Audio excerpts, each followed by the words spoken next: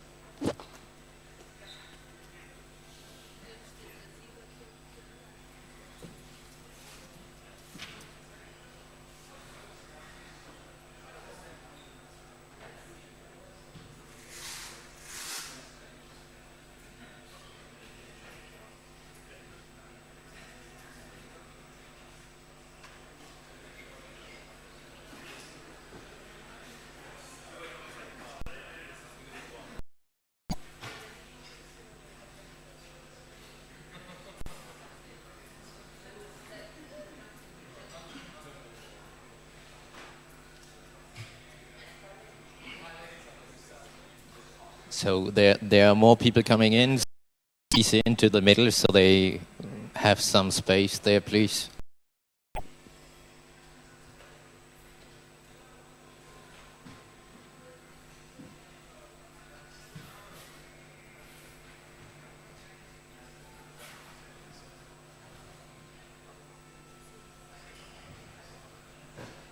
Do you want to start? More or less. They told me. Okay, they told me to start on time. We'll see if some, but otherwise, well, great to see everyone back here after lunch. I now present Peter. He's doing a talk about Flask and Python with modern peripherals, Python and Flask. Maybe we can shut the doors, please. Thank you. And if you want to start. Sure. Thank you. This microphone? Okay. Good afternoon. This is working or not? I'm not sure. 1, 2. Everybody can hear me?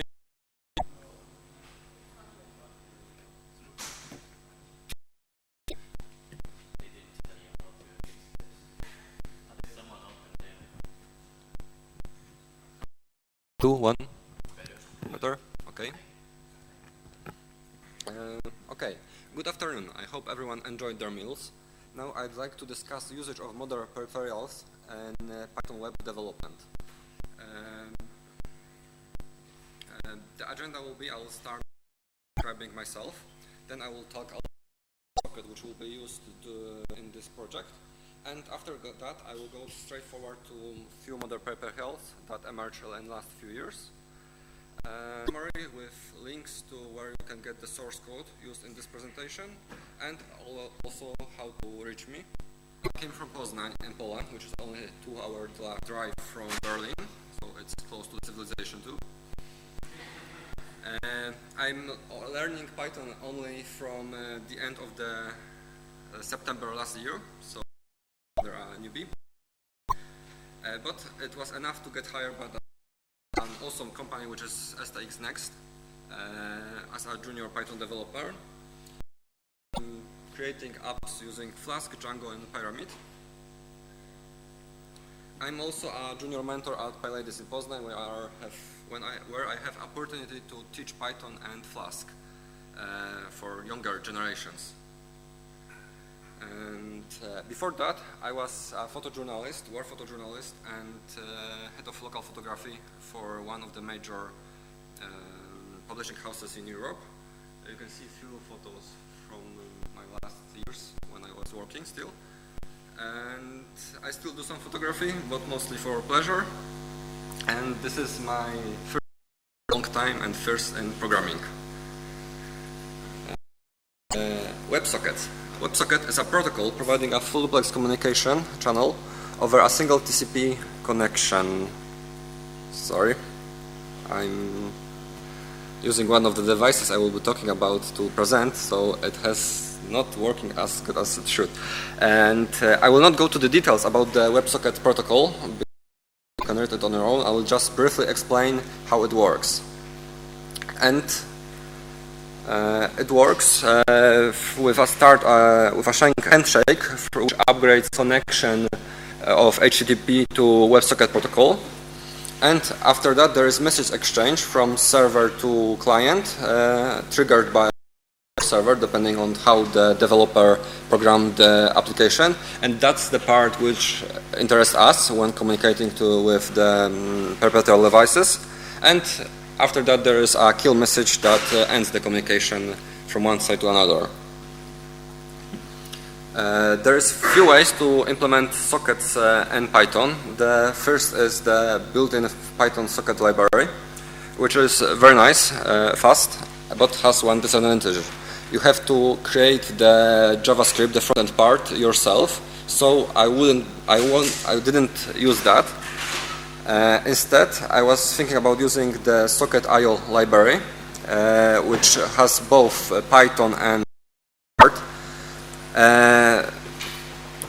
but it would require me to run a second server just for WebSockets. So my solution was use Flask extension, Flask socket IO library, which is all in one solution, and allow me to use just one server for all communication.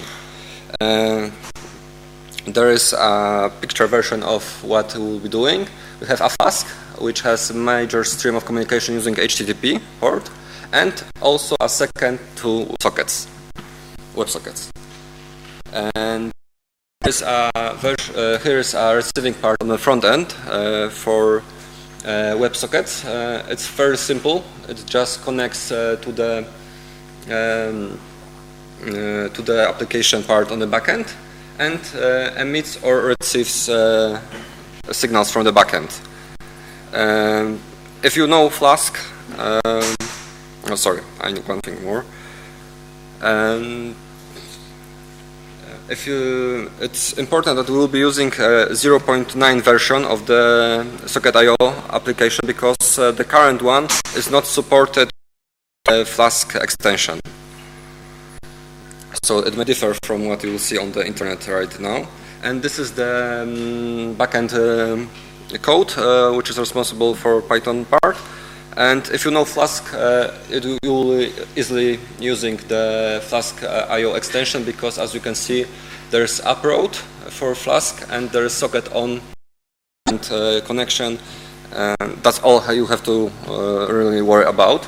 And the second, that's on receiving, and to emit, you just use part of the scripts. The first device about is A-Tribe. It's a eye-tracking hardware. Eye-tracking hardware, which is nowadays advertised as the cheapest solution on the market. But despite the self-explaining name, what is an eye-tracking? Eye tracking is a process of using sensors to estimate where a person is looking, point of gaze, and A-Tribe uses infrared sensor for it. The hardware part is simple. There's more complicated part on the algorithm side of the project, and eye tracking can be used in a variety of applications, passive and active. I will talk more about passive during the rest of the presentation. I'll only mention some of the actives. For example, it's a device control. You can aim in games, control your mouse point, or even use it to log in the computer.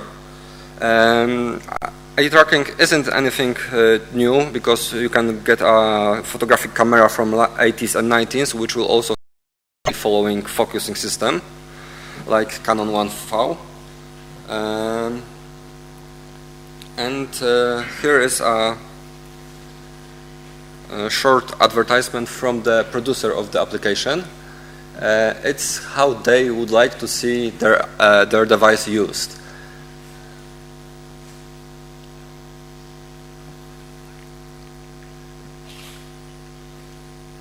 They concentrate more on daily usage, and as you probably think, this is only advertising so well, and it's true. And to prove that, there is on the second slide you will see what I think may happen in the future, the A following ads, and we will be using a Python site and some tits to wake you up after the eating.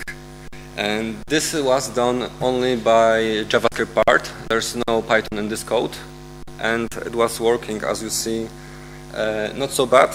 It has some glitches, but it was still acceptable usage. And okay, there are a few possible web application usages. The first one is analysis. To analyze what the user see, what he focus on, to improve the layout of the page, of the design of the page, and of course the ads location on the page. And it's already common use nowadays. The second application is to control whole sites using eye tracking. It will allow even severely disabled people with mental or to use it. Everybody knows Stephen Hawking. He managed to use it daily, and probably more people will be able to use it if the devices will be cheaper. And the third possible usage is ads control that will happen after the using eye tracking will be more used on daily basis, and then you will be attacked from everywhere by the ads that will just follow your eyes on the side, other places, even when you are driving a car. And when we will stop using keyboards and mouse, imagine that you will have to roll an eyes ad or blink twice.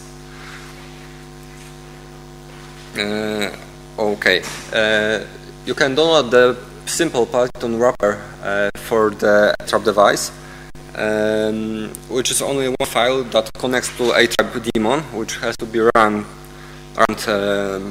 during the usage of the iTrap device. And it's very straightforward written and provides all necessary data. Here is the Python code that connects to the iTrap daemon when the user connects to the WebSocket. And after starting an event, it sends data periodically. The Python solution wasn't too good to present live stream of data, but it was much better as for analyzing data. And this is the part for moving the text on the Python side. I didn't make a movie because it was too glitchy to even show. And the GS library, the pure GS without Python, was even simpler to use. It was not lagging too much, but it also required another daemon to run. So to fully run the site, you would have to have at least three processes, one for each daemon, which is quite demanding on the resources. And as I was comparing JavaScript solution and Python solution, both are usable, but you have to choose what do you want to do. If you want to acquire data and analyze data to improve the website look, you should use Python because the rate of receiving data is much higher. If you want to create an A-follower or at it, you use JavaScript. It may improve when the Socket IO library with streaming capabilities will be also ready for Python, but nowadays it's not, and I hope it will change. And when I was thinking about this project, I came up with an idea for application that would be analyzing how the user is looking at a picture or and rate his knowledge about the art by how long was he looking, where he focused, or how he moved his eye on the picture, or even how long was he looking at the picture, because we can measure that now easily. Okay, and this is how the eye looks like. It's really simple, small and portable. But it's hard to use with a notebook. You can only use it with a desktop PC, to be honest. The second device is Mio R-Band, which I'm using to the presentation, which is glitchy as you see.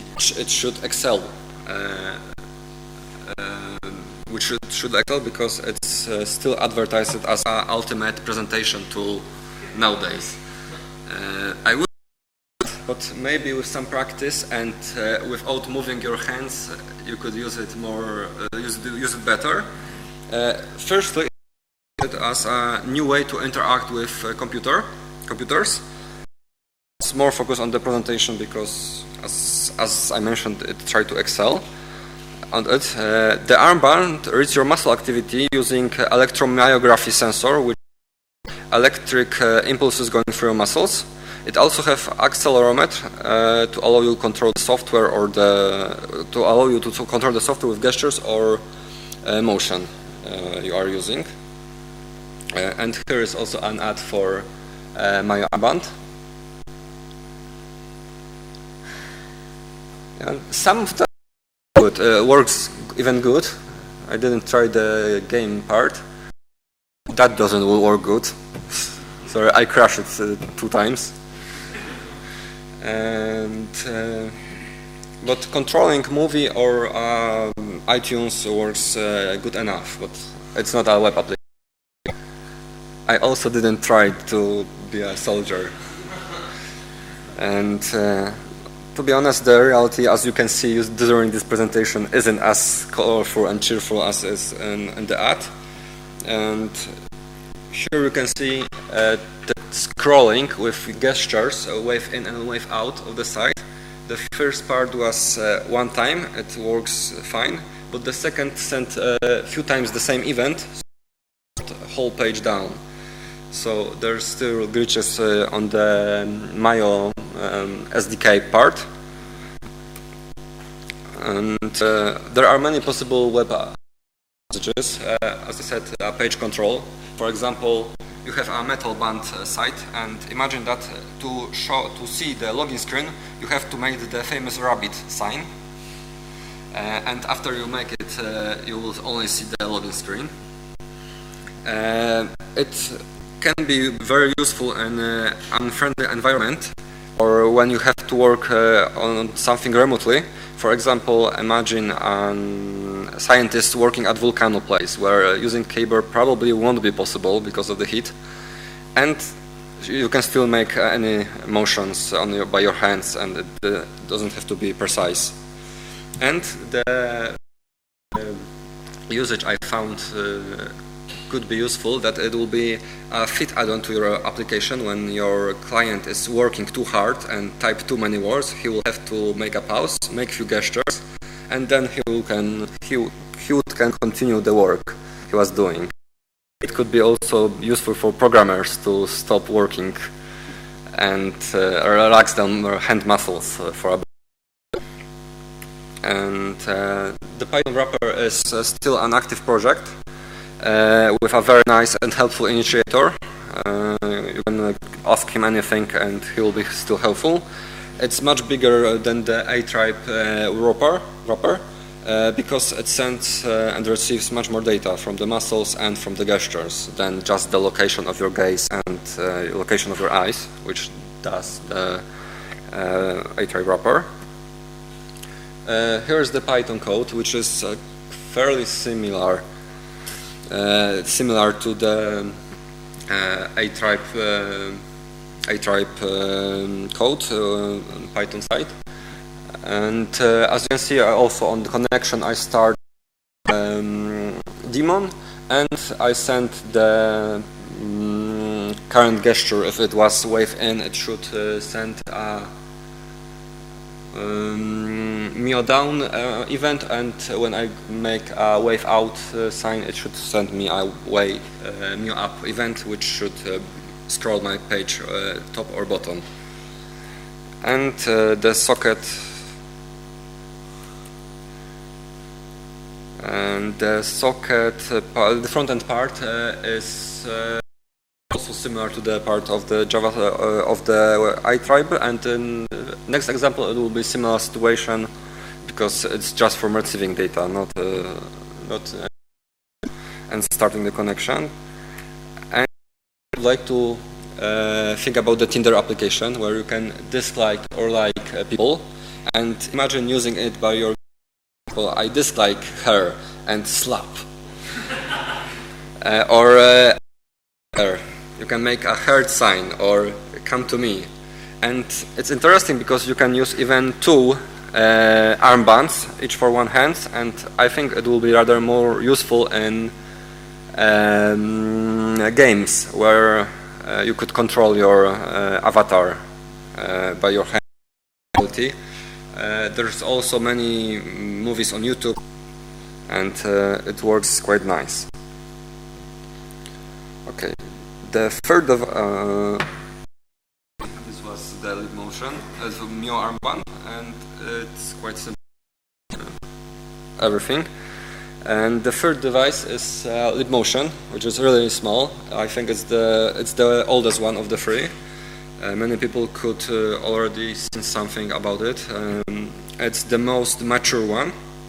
Also, the Leap Motion brings gestures from phones, smartphones, and tablets to your notebook or desktop by reading what you are doing in front of the screen.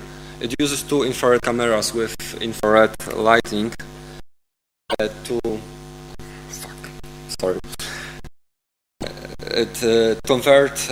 get an image of your hands, and the algorithm part which converts this image to a precise 3D image of your hands. Its quality is enough that you can get the data from each bones joint up to the gestures. Everything is there, and how it's presented by the producer. And this time the advertisement is quite real, and most of these things are possible and works, and not laggy, and the most precise one of these three.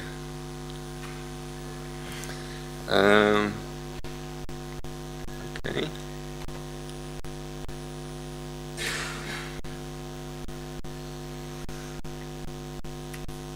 And this is how it was done using I was grabbing and moving it this manner 4 times. It works perfectly, but it was a gesture. When I was trying to make a similar thing, like I pointing to a point and it should give me an advertisement on this or a ping on this location. So the problem on the WebSocket implementation, which was getting lags because of the requests and responses all the time, and it wasn't working that great. The web app usage is mostly to control the site itself. You can imagine that pointing a finger in the exact place could replace the mouse. It would be difficult to input any text, or extending the current usage of the website more further in the My Imagine app part. The Python wrapper was created by the lead manufacturer, so it's very precise. It's the biggest one of the all, and gives you the most data from all of the 3 wrappers. And it only needs 2 libraries to work with the device. They don't have to even be installed globally on your machine.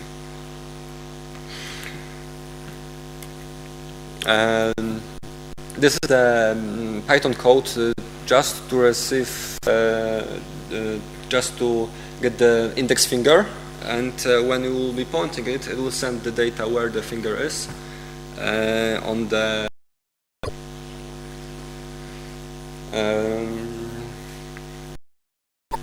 this is the also receiving part. Is very similar to the A-type because the usage was similar in this example. And now I would like you to imagine a Touch Your Pizza application where you see all the ingredients on your screen, and you can just move them on your pizza and wait for receiving the pizza as similar as you created it using your own hands.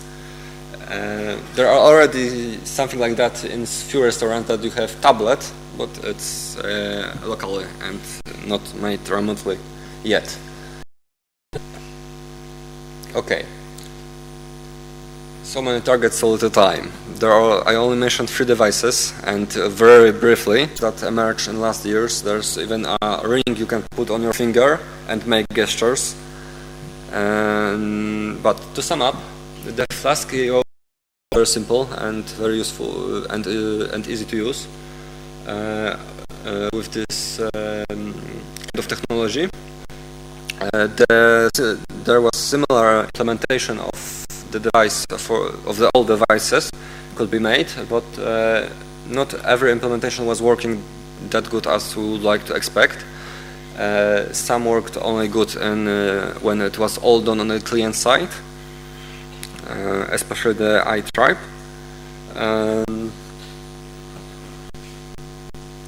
The Python socket plus JavaScript plus continuous data stream was a little bit laggy all the time, and I also had a lot of fun playing all the devices, and I would recommend it to anyone who is into such a queries to play with some of them.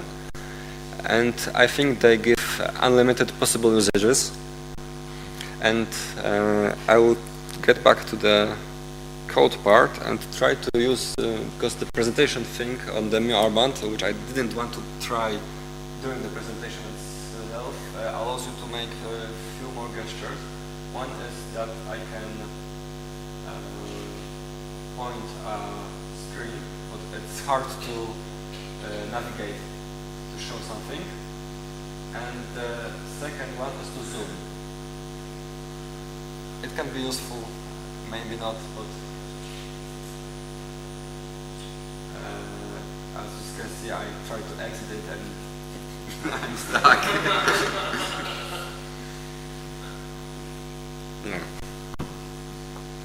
No, I have to use it, the gesture to exit it, and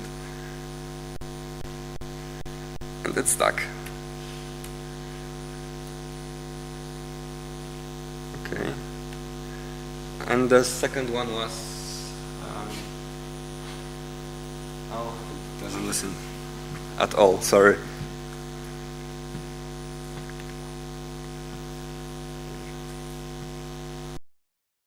Okay, the whole code that was used here will be available at my GitHub account with the slides from the presentation. I just need to clean some of it from the comments that are not necessary.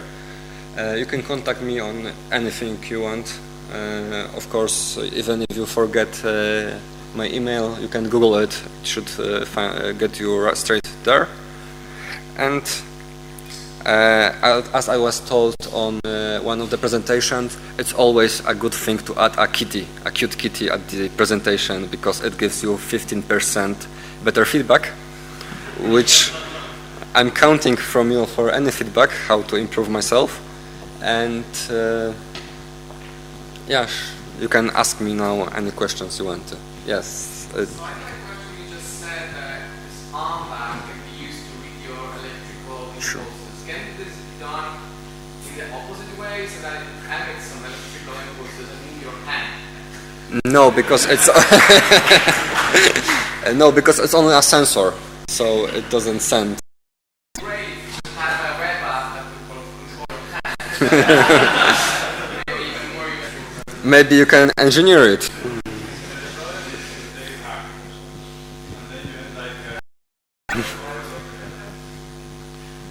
Any more questions?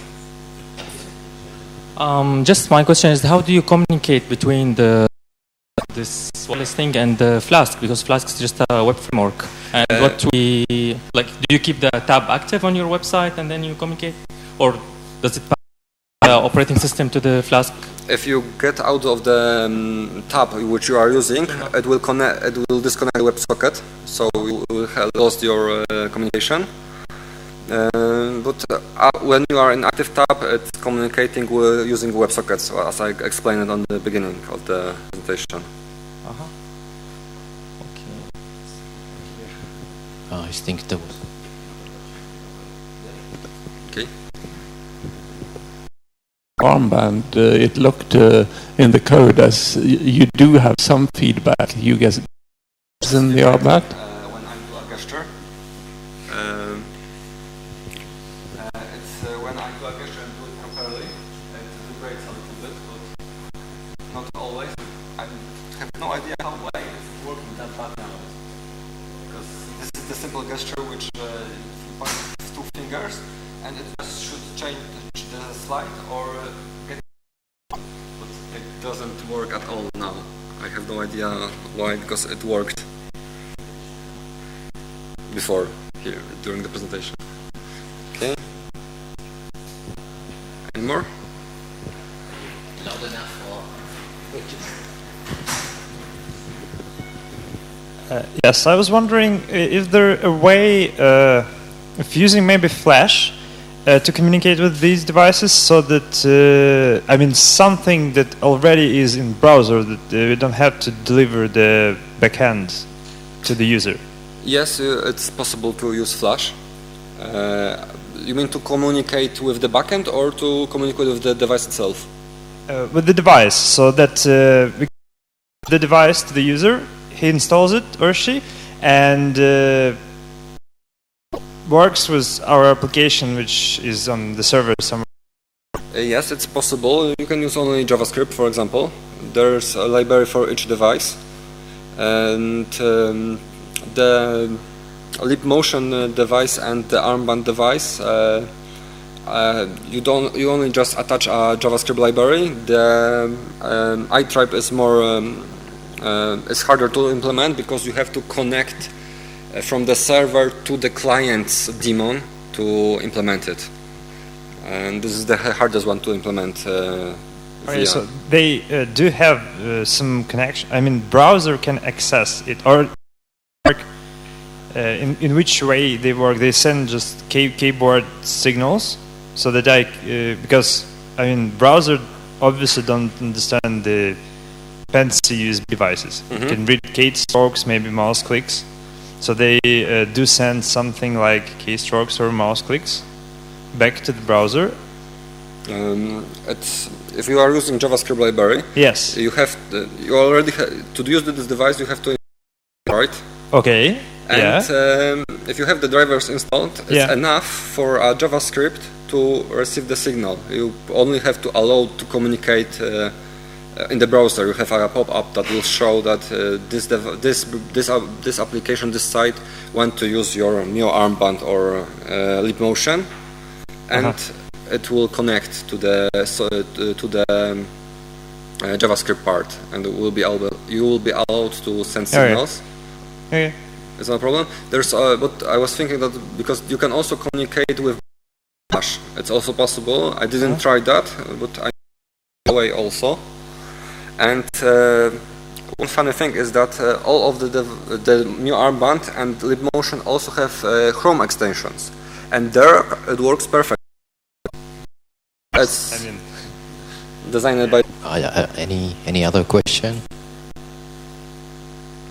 Well, if not, thank you very much. Thank you too. I hope you.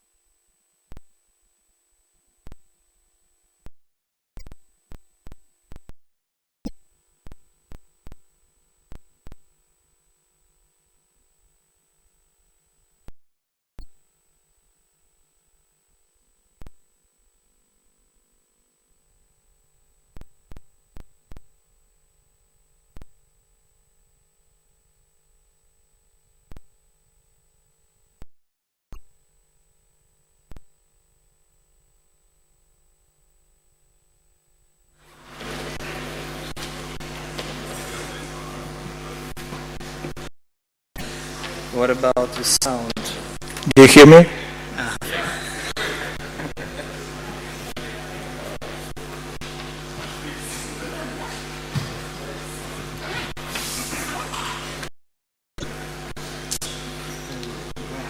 When we can start. Well, it's like 3:09, and I think your talk should start more or less like 3:50. Yes. Okay. It's okay. I will start a bit earlier during the introduction, so you start your presentation at 15 more or less. Okay.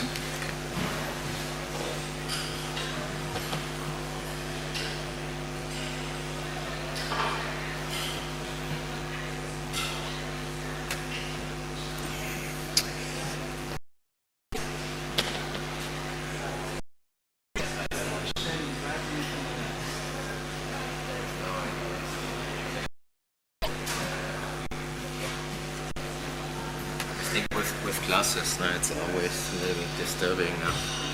Yeah. Okay. Sorry for that. There's anything you can do here, or just something to drink. Stuff. Yeah. You know, guys, there is lots of water here.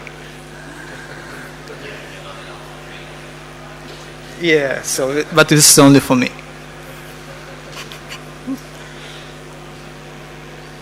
Actually, one day I promised myself to do not wear brands on my clothes, but wear one I like.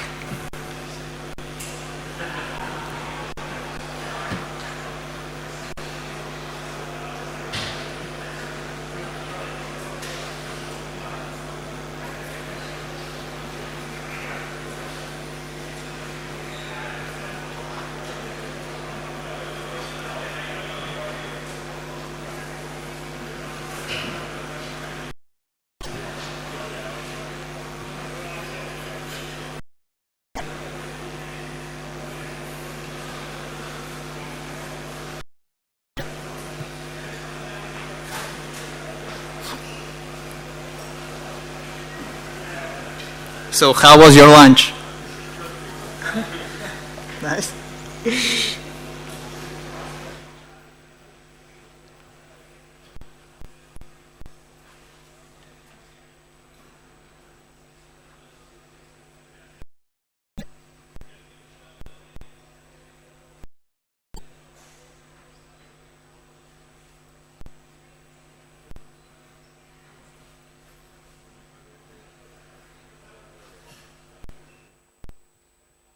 Actually, I will try to take more time before we start. Tomorrow there will be a poster session, and I will have a poster about how we crawled Spanish internet. So we will present statistics, what are the biggest websites on the internet, and maybe some statistics about how many pages we crawled and so on. So feel free to come. This is strongly connected with Frontera. Basically, this Spanish crawl was kind of a final test for Frontera distributed version.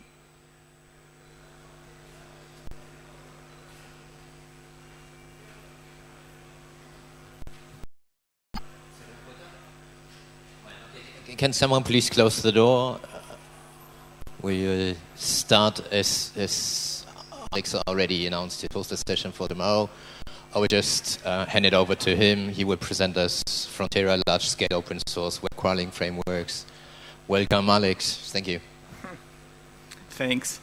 Hola los participantes. So, a few words about myself.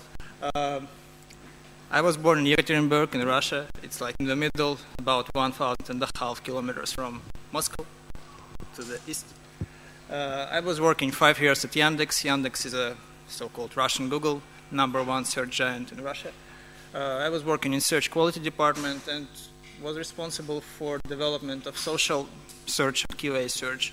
At the moment, we had access to the whole Twitter data, so we built our search based on Twitter data. Later, I moved to Czech Republic and worked 2 years at Avast Antivirus. This is like out later the most popular one in the world. It has about 200 million users. And I was responsible for automatic false positive solving and large-scale prediction of malicious download attempts. So let's go with Frontera.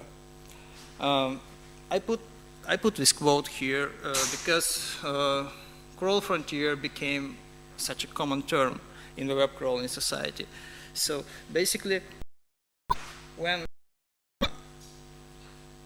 crawling works that way, you pull the seeds in, crawler starts to go there, gets some links from there, and then continues to get these links out of there.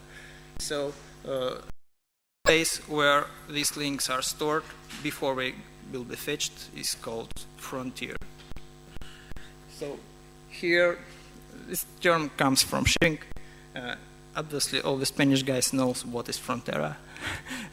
But I just realized that Frontera is like not so, or frontier is not so used word, especially in the countries when there is no sea.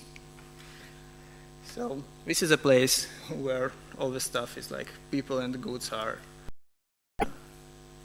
before they go to the land or to the sea.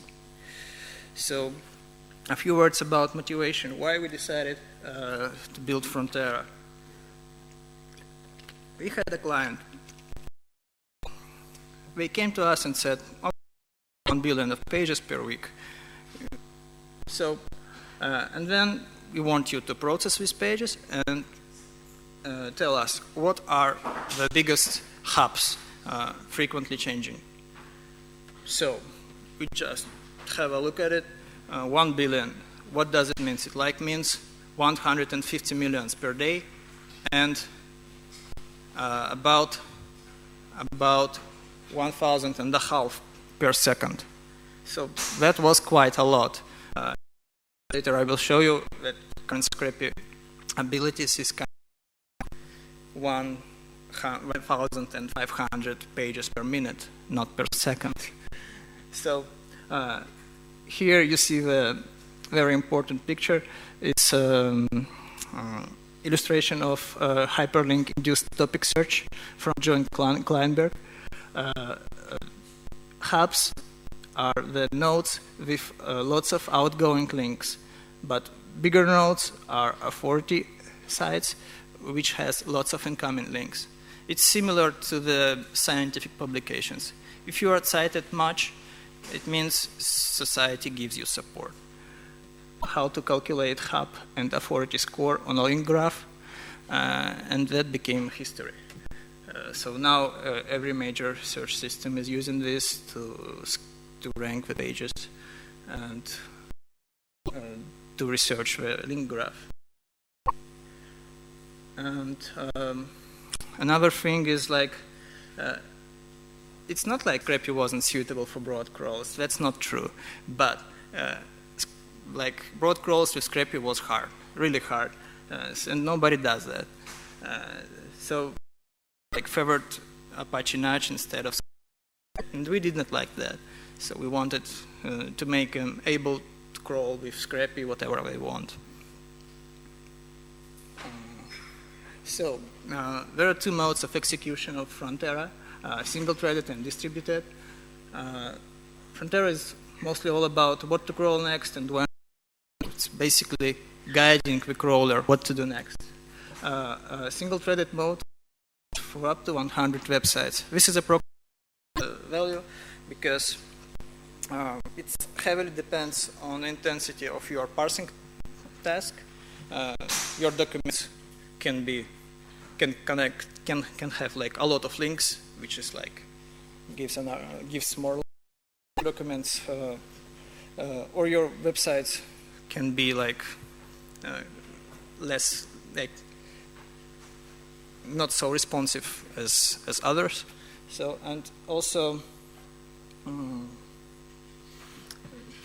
sometimes spiders additional post-processing, which is also CPU intensive. It's basically all about CPU. For performant broad crawls, there is a distributed mode. Here's the main features of single-threaded version. The main feature, from my point of view, is like it's real-time to Notch. What does that mean? It's like when you work with Notch, first thing you do is like you pull the seeds and then you run crawling of one segment. Then the whole thing stops.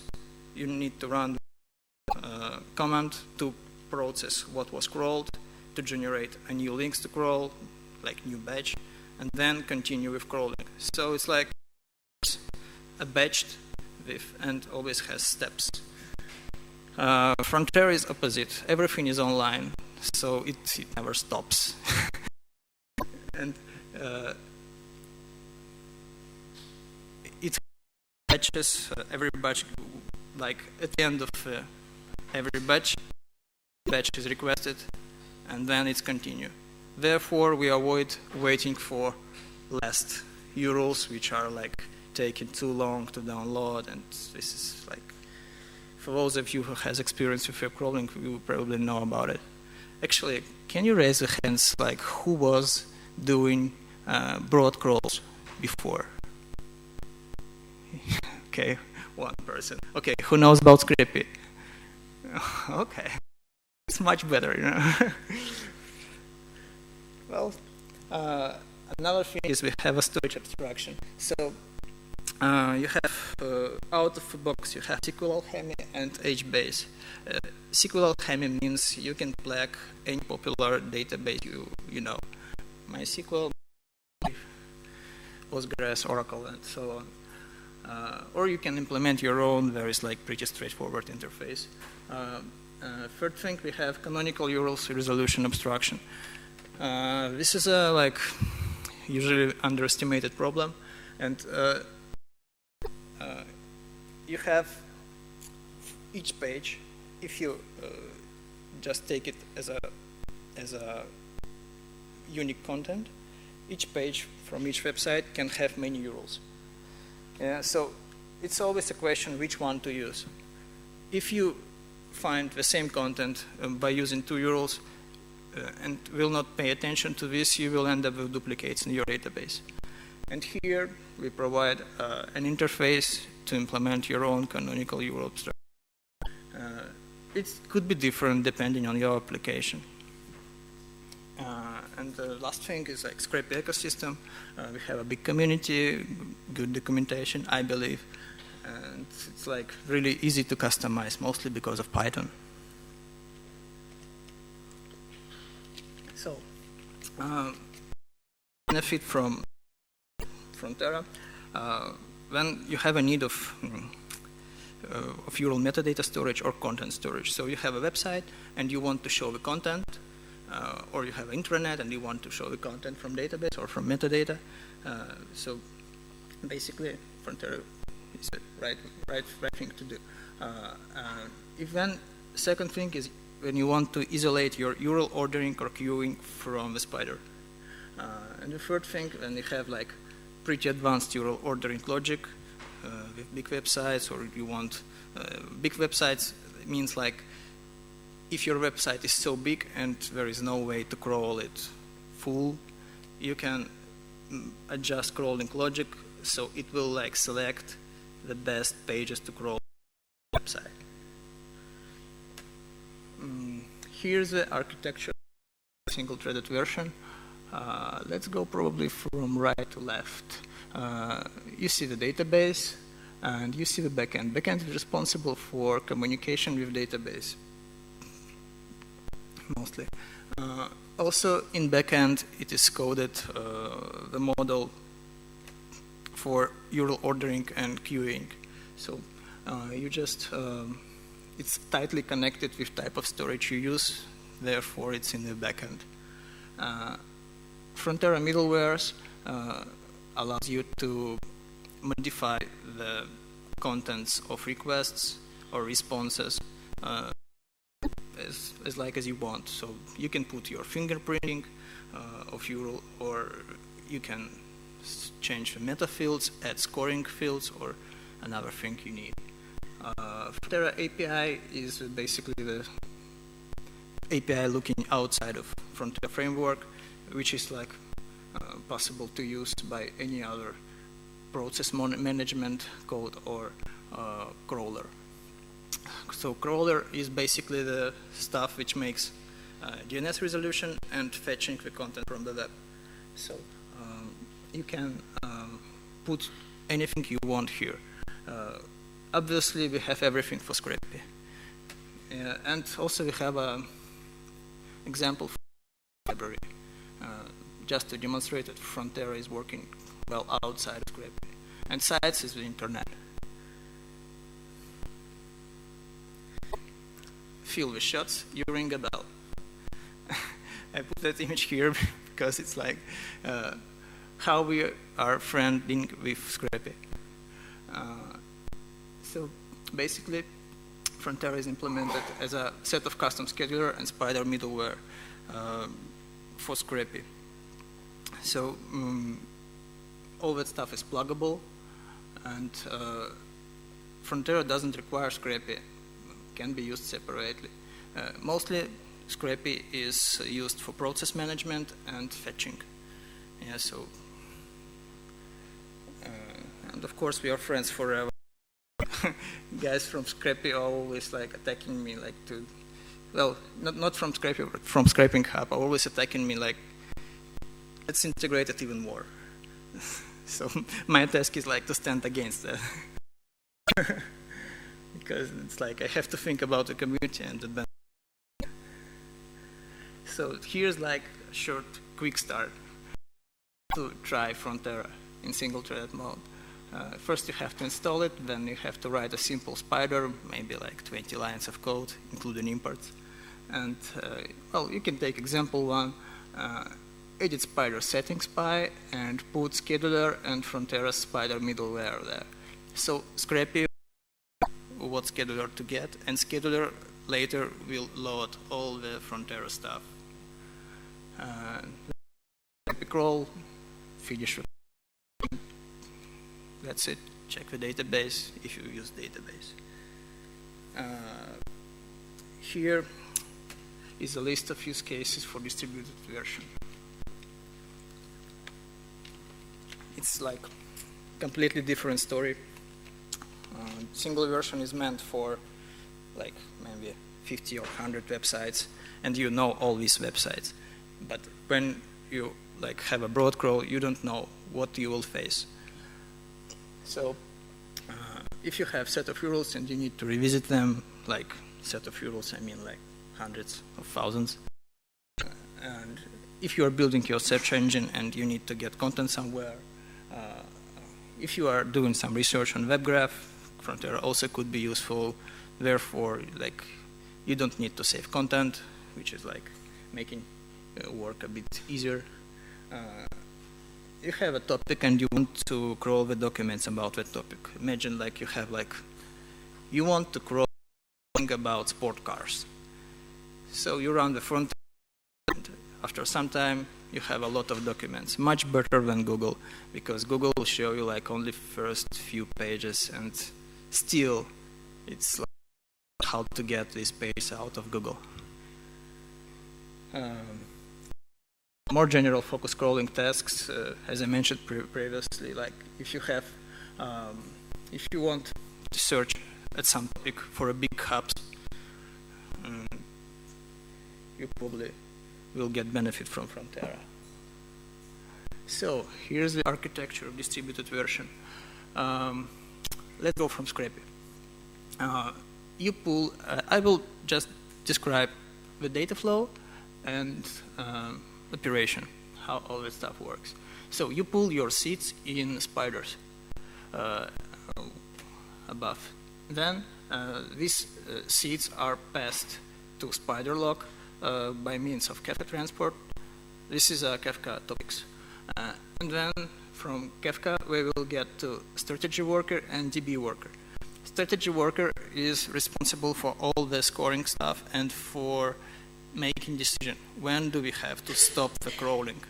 It's like when crawling goal is achieved.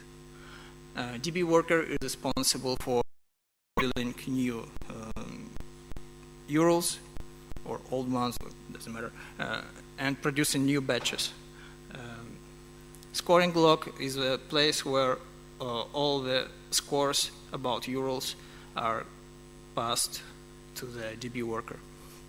So seeds are going to strategy worker and DB worker. Strategy worker saves sites that are new URLs and we have to crawl them, calculates score for them. Score is propagated to DB worker, and DB worker is making a new batch for them. New propagated to spiders, and spiders are downloading this batch of URLs. After that, we get a content, and we send this content. Well, we actually do also parsing, and then we send this content by means on spider log, again to strategy worker and DB worker. Strategy worker extracts links, look at them. If they are new, they need to be scheduled. It calculates score again, puts this score to scoring log, and DB worker is saving the information about what was downloaded and so on. So basically, we have a closed circle.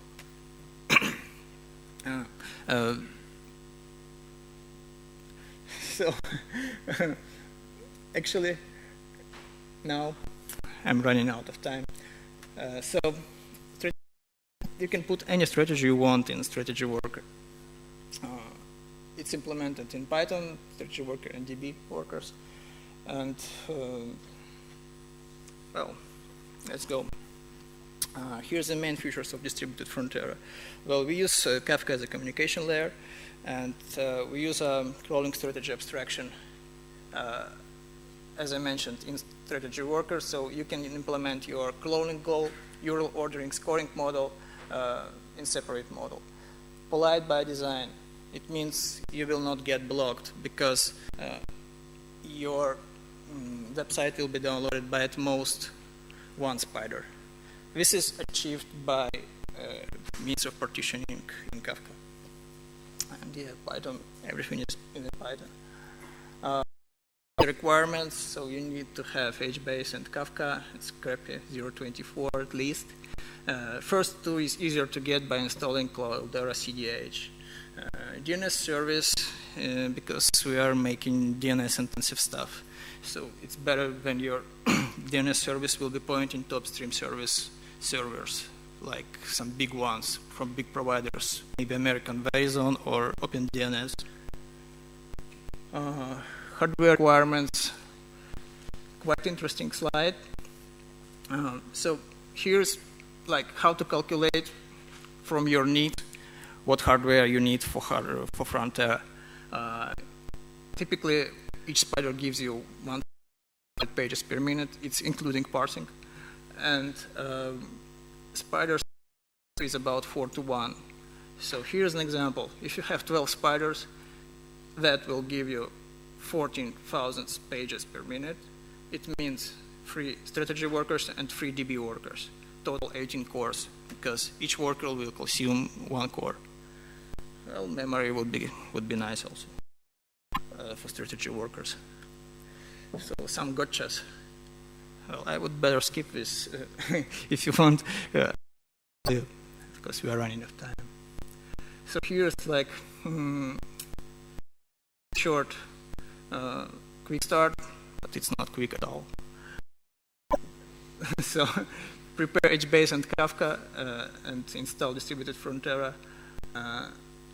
I think if you have HBase and Kafka, you will need like 2-3 hours to get it running from scratch. So it's like all the instructions are mostly at this website. Of course, we will be like working more on this. At the moment, documentation is not at the best. It's its best state. So we made a quick Spanish crawl. I just told like before the presentation. To test Frontera, we just wanted to find out what are you guys doing here in Spain besides playing football. So we decided to check out what are your biggest websites. And I just took from demos all the Spanish content, all the Spanish URLs, and pool them as the seeds, having like 12 spiders, and running in this for 1.5 months. So probably you are now at least one of these websites at the top. And after all, we crawled about 47 millions of pages. You know that you have at least 22 websites with million of pages. It's like a lot. But considering this count of domains found, it's like we should found much more, I think. Here are some future plans. We want definitely revisiting strategy out of the box. So, yeah, it means if you performed a crawl, you then probably you need to recrawl it for some to get what was the changes in your content, so on. And also you want to recrawl it by some ordering, which is based on how content is changing. Yeah, PageRank and hits based. I already told about hits. PageRank is just another link algorithm, link graph algorithm. We want our own URL parsing. It's like Scrapy. So I guess we will get it soon because that. And yeah, we will test it on larger scales. Preguntas.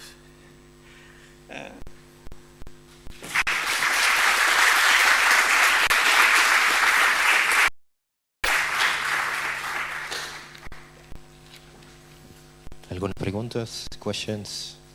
Anyone?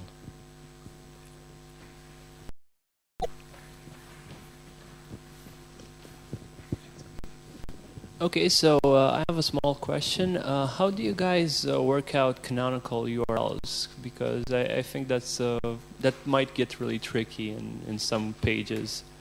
So there are like few approaches. Actually, some webmasters, they provide canonical URL in the content, so you can get it if it is there. That's the best.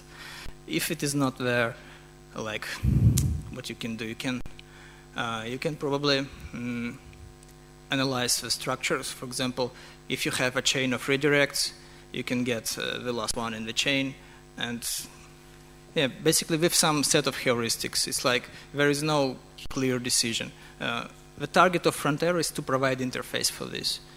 Yeah, so that's it. Actually, if you look in, you will find out that we are just picking the last one from the redirect chain. This like gives us ability like to avoid duplicate, to do the thing. Спасибо. I have a question. As I know, Scrapy has a web-based dashboard. And do you Spider work with it too? Actually, they should work. Yeah. Because you can put your own scheduler and Spider middleware in these spiders, and that potentially should work. As I know, this web board should create some rules, and then Scrapy uses rules. So, I'm sorry, what rules? Like rules, like a spider rules, you know. Sorry, I don't remember. The thing is, like, you know, I'm kind of more dedicated to scrolling, so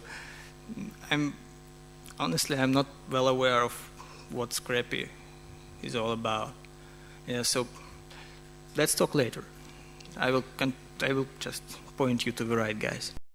Second question: do you use some asynchronous library, or if you run your application as a single-threaded, do you use some asynchronous code?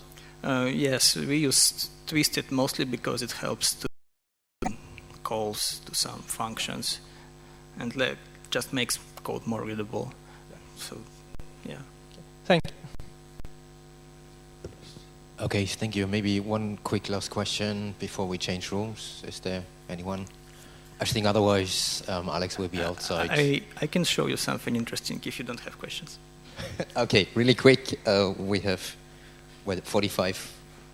I think the next talk will begin, and so that was done 15 years ago.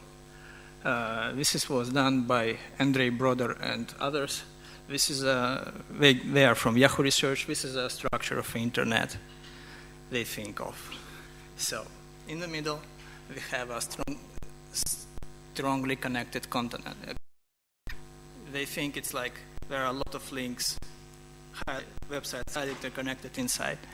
And here, like a butterfly, you know. Here it's like incoming links to this strongly connected component.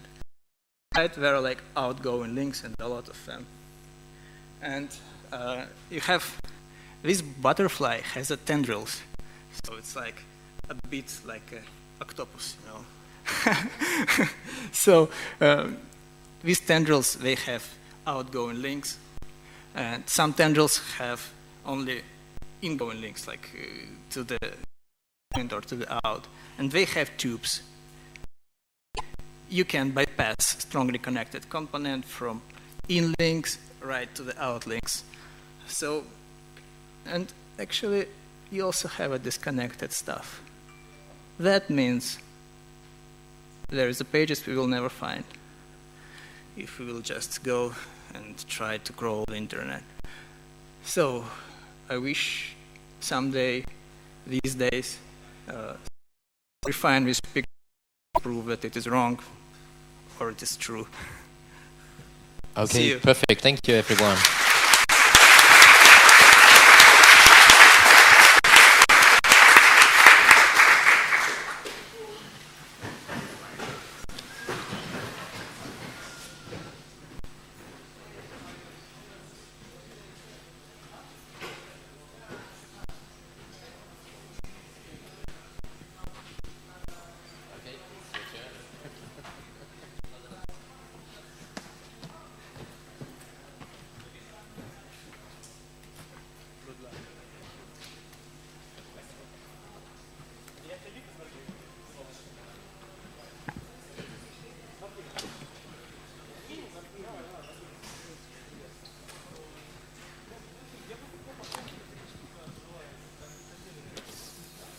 Did you? Okay, you are connected.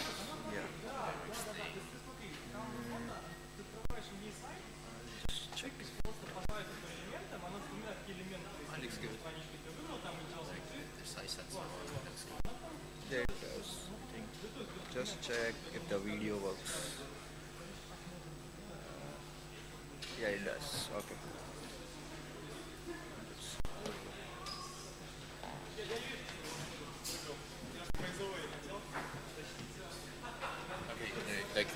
The schedule more or less is they recommended us to give you 20 minutes for the talk. I advise you after, let's say, 10 minutes. Let's say you have 10 minutes, and then you have 5 minutes question and answers, more or less. To wrap it up, we have total 20 minutes. Total 20 minutes. Including question and answer, it's total 20 minutes. No. The question, there's like 20 minutes talk, and then 5 minutes question and answer, and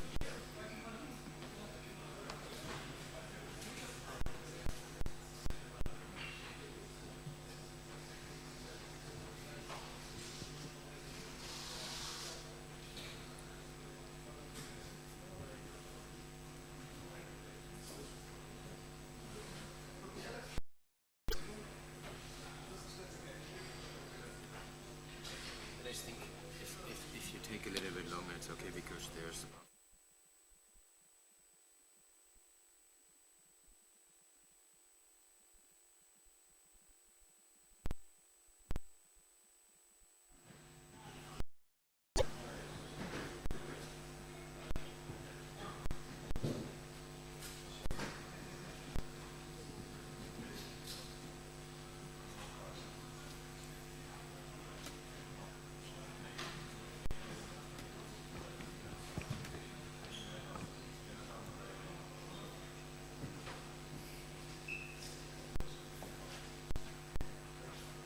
Okay, there are more people coming. Maybe we can squeeze in a little bit so there are more people fitting in.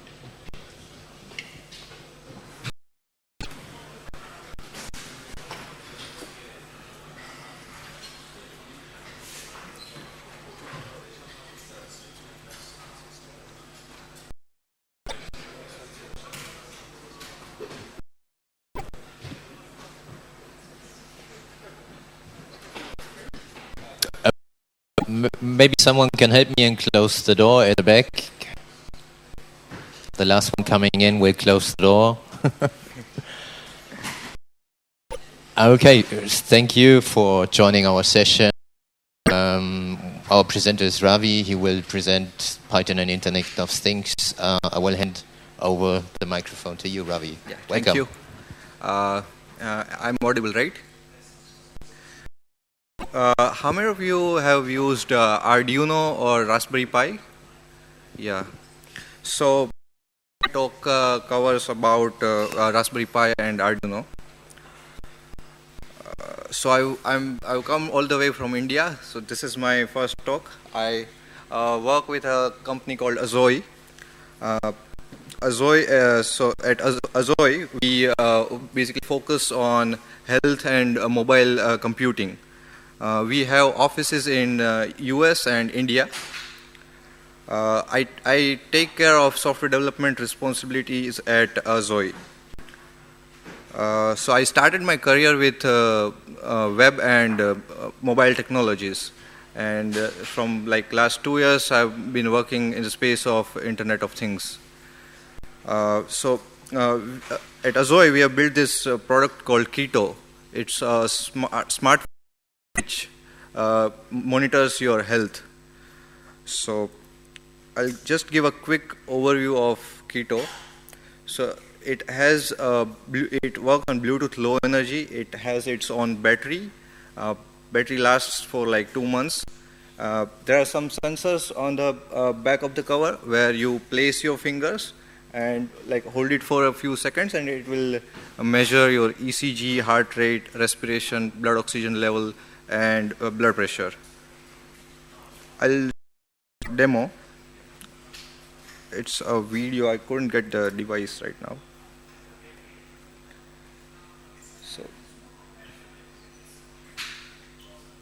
So basically, those are the electrodes for ECG. The below sensors are for your temperature and SpO2 readings. If you are interested.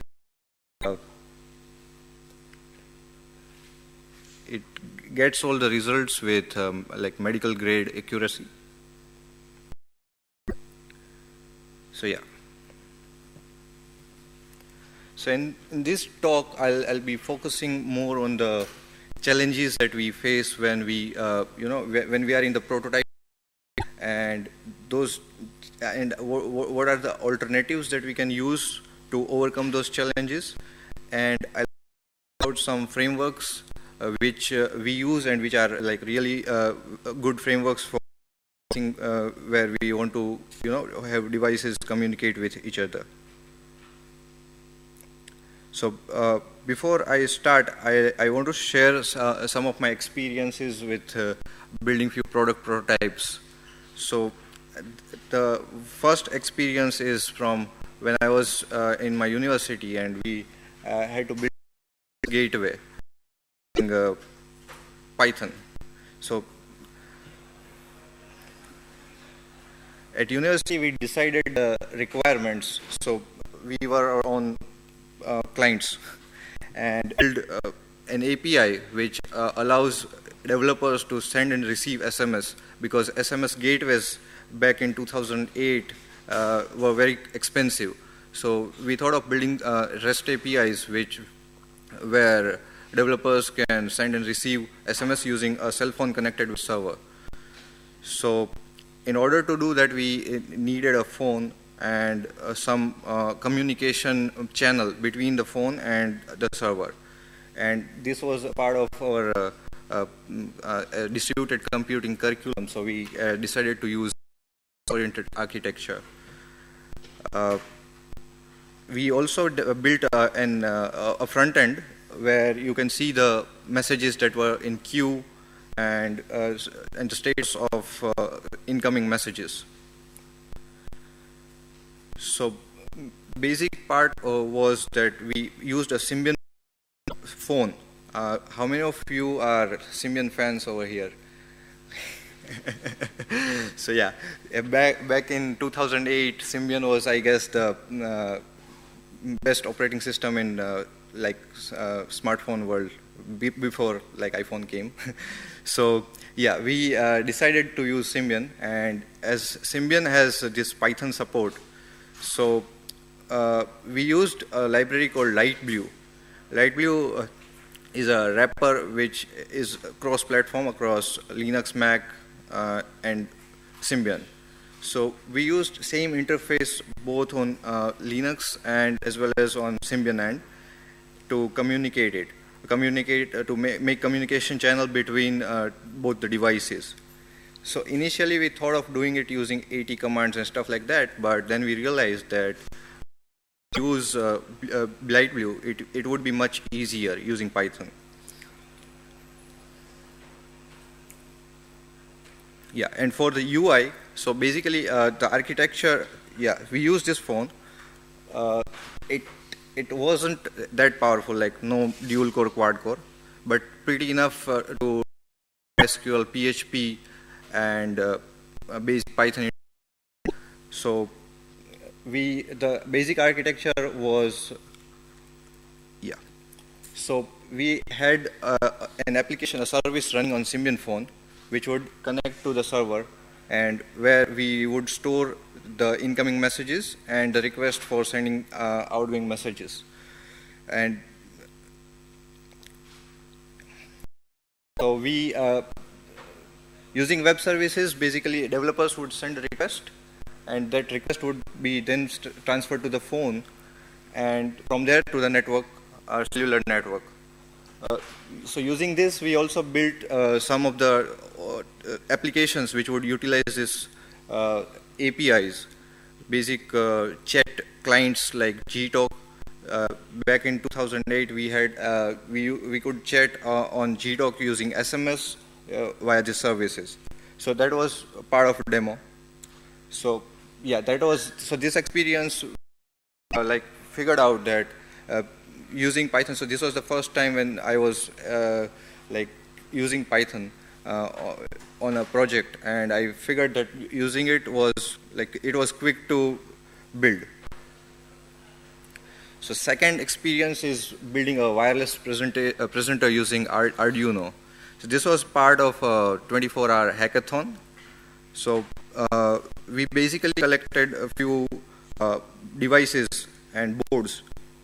So in order to build a wireless presenter in 24 hours, we first had to finalize the components.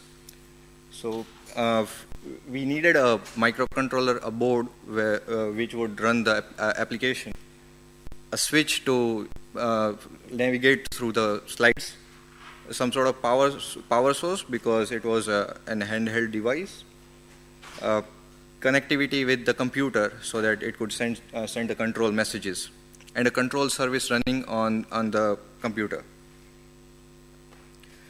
So we used Arduino because it's pretty easy to start with, and we use a tactile switch, connected it with Arduino, we connected battery source. We chose to use Wi-Fi for communication because of this module, which I'll talk about later. And we had a simple service running on the machine, on the computer. Yeah, so there is an interesting board called Cactus Micro. It's basically Arduino plus ESP, the Wi-Fi module, and gives you a very neat and tiny package of Arduino and Wi-Fi chip. So we decided to use that, and so the size of Cactus Micro is this tiny. So these were the actions we wanted to perform. So all the basic actions like navigating through the slides, making connection with the computer, like pairing for the first time, and a service which would accept those signals and fire events on the host machine. So we did it using Arduino IDE, but it was a little time consuming. So we thought, how can we optimize it further, or maybe techniques to do it quickly. So yeah, so these were the actions that we decided, like next slide, one click, previous slide, double click on the button, and for connection, we set it up as a Wi-Fi access point and connected, so communication happens over HTTP. So it's a basic GET request from Arduino would switch it to the next slide, and another request would switch it to previous slide. So for firing events, we use a Bodle-based app server plus PY. There is an interesting library called PY user which helps you inject event in OS, no matter which OS you use. It's basically, it supports all three of the major OSs, Windows, Linux, and Mac.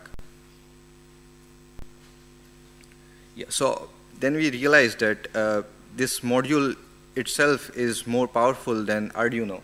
So the way it works is that and Arduino talks via serial.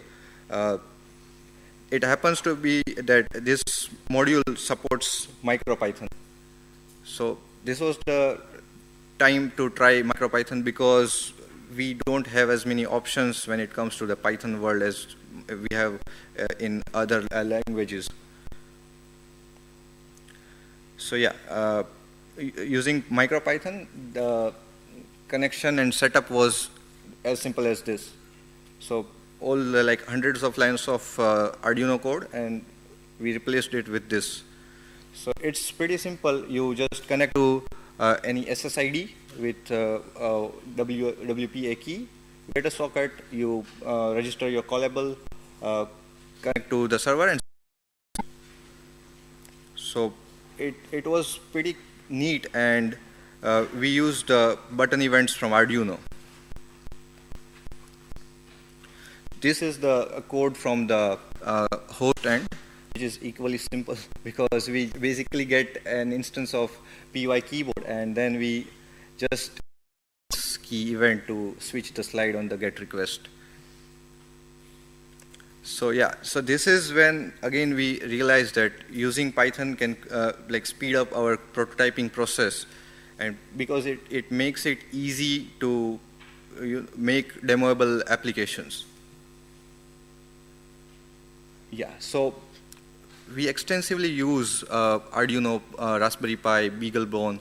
So we basically build on platform and use standard Python interpreter, build applications, and quickly test and come up with prototype products. So if we look at the microcontroller options for Python, there aren't that many boards available in market. But there are few of them, and more coming. More are coming. One is PY board. PY board is again a MicroPython project. Another one is a Kickstarter. Is on Kickstarter. It's YPy. So it's quite powerful. PY board itself has like accelerometer, 168 megahertz CPU, GPIOs, and some LEDs and a switch. So building simple applications using this board is very straightforward. It gives us the Python interface to interact with all the hardware which we connect with this device. It also has a micro SD slot. It lets you access file system.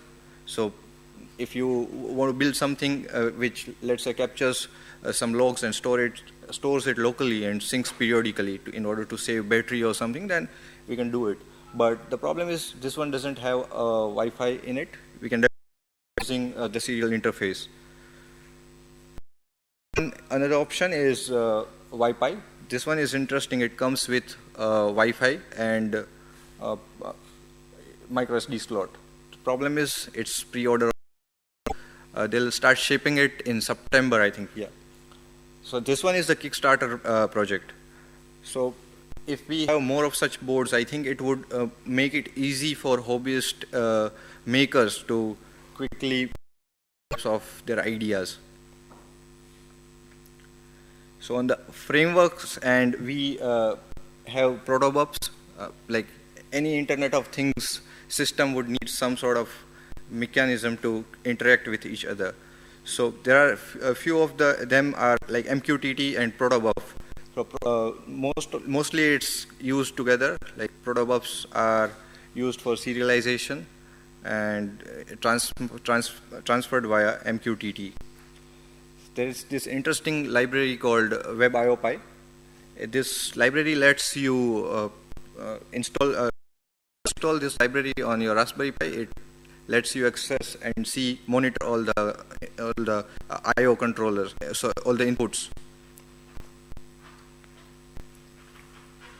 So I think, how many of you have used protobufs? Yeah, quite a lot. So this is like if you are building something where multiple devices are communicating, I think this is something, it's a must-have library, because it takes a lot of work from our end, because it's basically a language neutral library wherein you just declare your data structure, and using protobuf compilers, it will generate files for various programming languages. Let's say you are building an application using Java, and your another application is using Python, third one is using C++. Then the exchange happens using binary, and is compatible with all the languages, because the parsers are available for all the languages. It also provides validations, and so in case you receive a protobuf message and want to check if it's valid, easily do it without writing any code. It also provides backward compatibility. So let's say if two of your devices, multiple devices are communicating, and you want to upgrade the protocol containing previous devices, you can handle it in the new protocol, new implementation.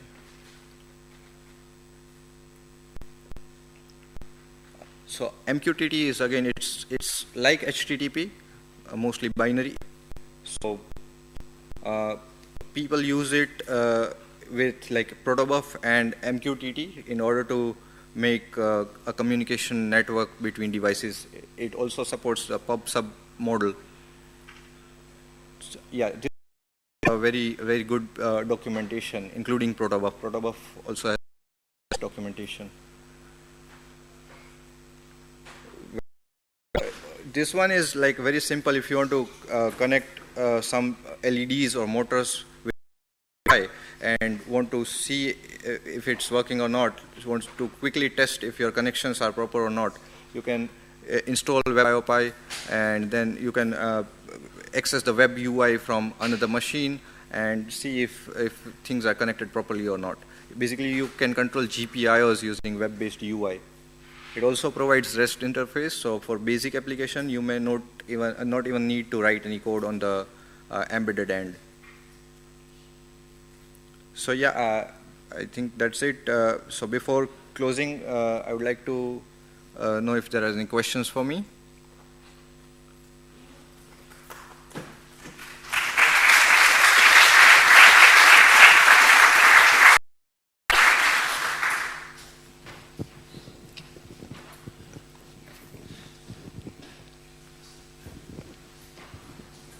Thank you for that talk. It was very insightful to get started with something.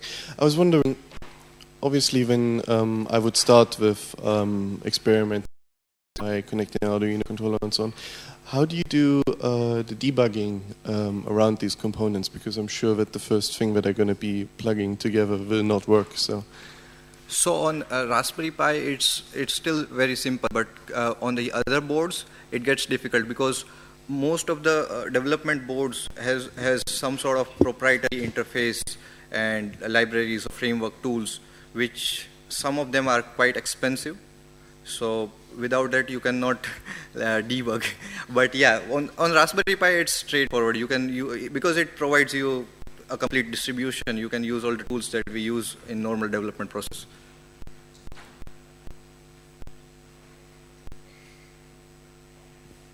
Any more questions? We have a little bit more time.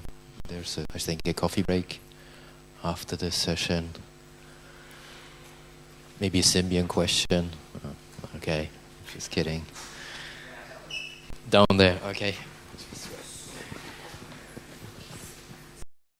So you showed us the case on the phone that could monitor stuff. Is it, kind of production ready, and what do you intend to do with this project? So yeah, it's production ready. We have started shipping in UK. I can show you the demo offline. So what's the typical use cases out there?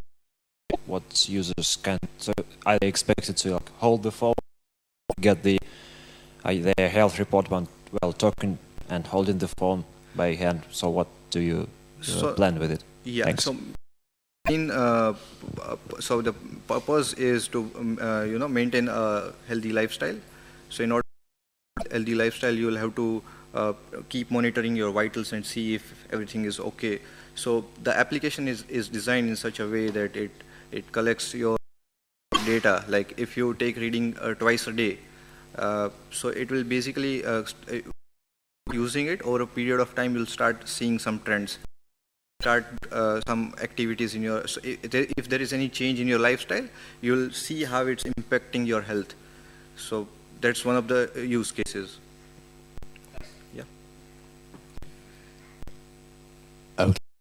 And maybe a question from my side. And this application is also done with Raspberry or embedded Python, or how do you reading out the information? So there, yeah, that application is available for both Android and iOS. Basically works with all the smartphones. The case is such that you stick it on your back of your phone, and it has nothing to do with phone as such.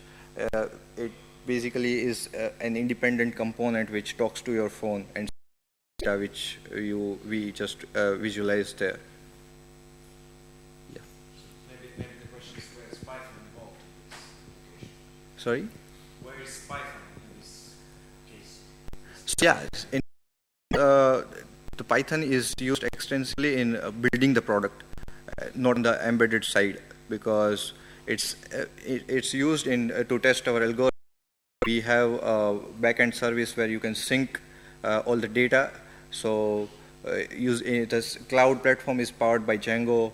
So we use all the web stack is on Python, and as I said, for prototype Python extensively. Because so in order to connect the sensors and easily try and see if it works or not. So the iteration that we in Python is much quicker than doing it the traditional way. Okay, there's another question.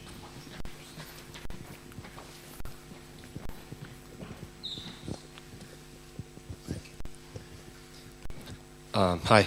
Thanks for the talk. I'd like to ask you, how do you guys handle firmware upgrades? Sorry? Firmware upgrades. How do you guys upgrades, yeah. like if you're working with the Pi board or the Wi-Fi or other boards, can you do Wi-Fi firmware upgrades, or you are forced to do, I don't know, over the wire? It's generally done over the air. So basically we maintain two separate images. So once you flash these images, you switch to the backup image, and you erase the other area, you upgrade it, and then you again switch back to the newer image. So that's how we do it. Okay, in case you want to deploy or kind of upgrade your own code running on the board, how do you guys? So it's done using, so on the cloud end, we'll basically upload a new image which is delivered to the application. Application is on the smartphone, downloads the image, and then it transfers to the product, the Keto case. You don't never change the Keto case itself. I mean, if you want to upgrade the protocol, if you happen to find a bug in the case and you want to upgrade the case that is receiving and handling the data, but the case itself. the case itself, so you are talking about the embedded side of it, right? Right. Yeah. So we can update the image using standard Bluetooth framework. So we have built a BLE service via which we can we transfer some over to the case where it stores it in a pre-allocated area, and once it receives all the data, it will verify whether the data received is basically a checksum integrity check, and then once it ensures that the data received is correct, then it will basically reboot to the newer image. That's how we deliver upgrades. Okay, so that's sort of custom made, right? No, not something that you get. Yeah, that's way, because there is no way for doing this. Thank you very much. Yeah, thank you. Okay.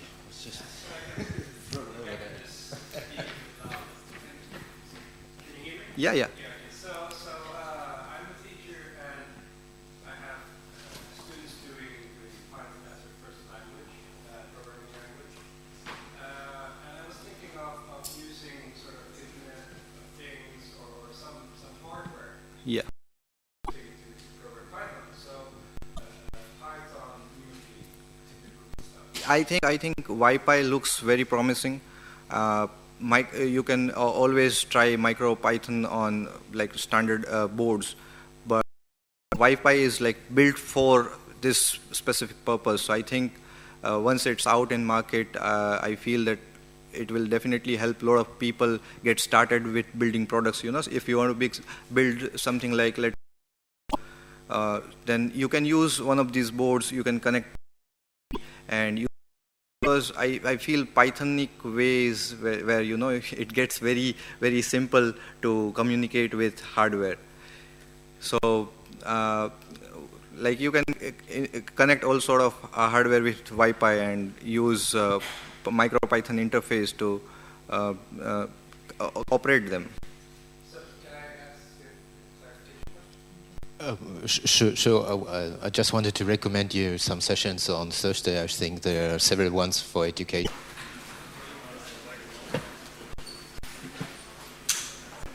You don't use a lot of index ourselves because we are on few data centers, but there is Elasticsearch in Amazon, on Azure. There are lots of plugins to install it on Azure, but I can tell you, we don't use public hostings. So I can tell you. I can't recommend it.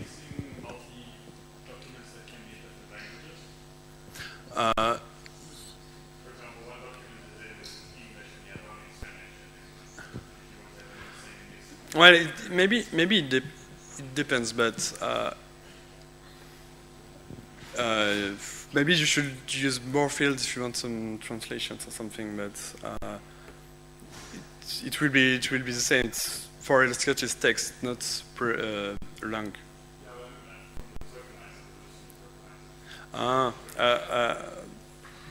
We are only storing some logs or events, so it's in the same language. We do not store a different language into it.